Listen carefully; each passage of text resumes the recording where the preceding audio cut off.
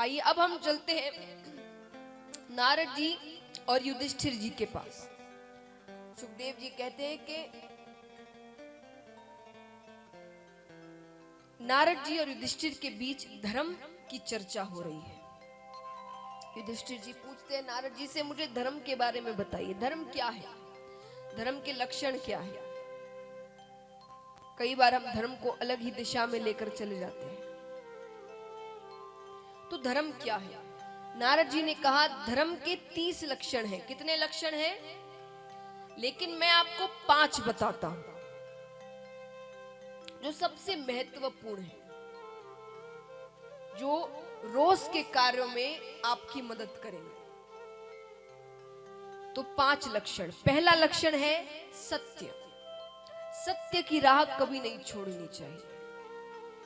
राजा हरिश्चंद्र ने पत्नी का विक्रय करके भी सत्य की राह नहीं छोड़ी थी। आज के समय में मुश्किल है। जैसे मैंने कहा, छोटे मोटे झूठ तो हम रोजाना बोलते रहते हैं, लेकिन फिर भी कोशिश ये करना है कि सत्य ही बोलना है।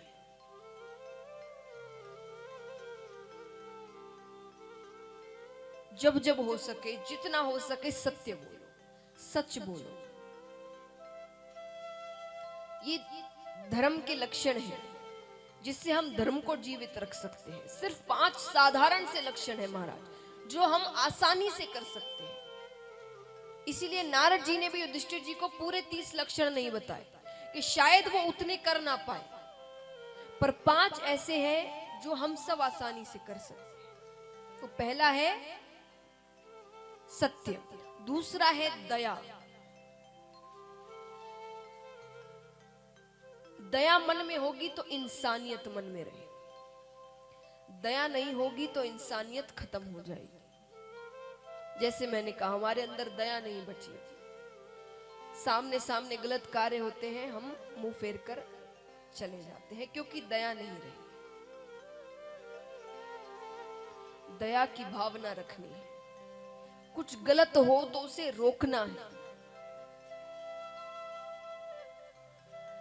ये दूसरा लक्षण है। तीसरा लक्षण है पवित्रता। शरीर पवित्र हो, घर पवित्र हो, वाणी पवित्र हो।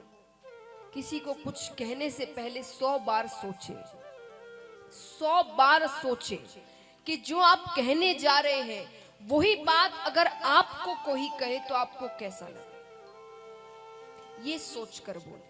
और अगर आपको लगता है कि मुझे सही लगेगा तो बेझिझक कह देना वो बात।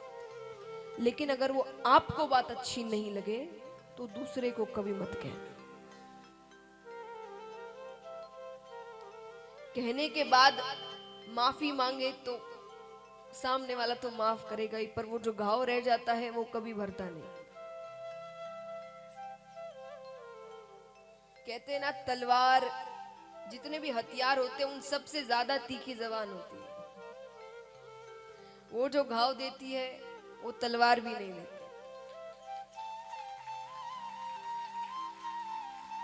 तो वाणी पवित्र रखें, सोच समझ के बोले। तीसरा लक्षण। चौथा लक्षण है तपश्चर्या। अब वाणी पवित्र है, हम पवित्र हैं, इतने अच्छे अच्छे साबुन शैम्पू आजकल आ गए हैं, तो ऐसे ही हम तो खूब साफ सुथरे रहते हैं। मन को भी पवित्र रखें, अपने विचारों को पवित्र रखें। ऊपर से अच्छी बोली बोल रहे, अंदर से मन काला है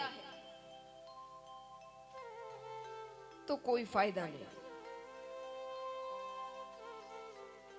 तो मन को पवित्र रखे, विचारों को पवित्र रखे, किसी के बारे में गलत ना सोचे, बुरा ना सोचे। तो ये है चौथा लक्षण। पांचवा लक्षण है तितिक्षा। ठाकुर जी जो भी दे वो प्रसाद समझकर उसे ग्रहण करो। वो जो करते हैं सही के लिए करते हैं, अच्छे के लिए करते हैं। एक बात बताइए, आप ज्यादा होशियार कि ठाकुर जी? देखिए, आपको भी भगवान ने दिमाग दिया है, बुद्धि दी है, विवेक दिया है। हो सकता है आप ज्यादा होशियार हो, तो सच्चे मन से बताना, आप ज्यादा होशियार के ठाकुर जी? जोर से कहिए। तो क्यों होशियारी लगाते हो आप?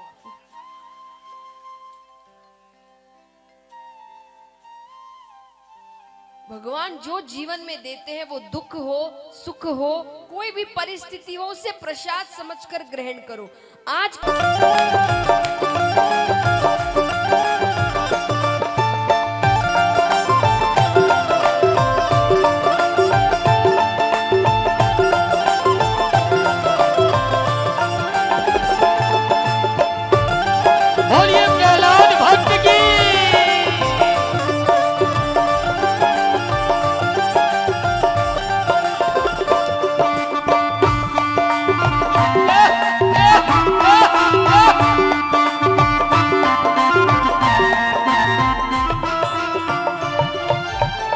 और ऐसा क्यों है कि मारने वाले भी वही है, बचाने वाले भी वही है? क्योंकि जल थल अगन आकाश पवन पर केवल उसकी सत्ता, केवल उसकी सत्ता, केवल उसकी सत्ता।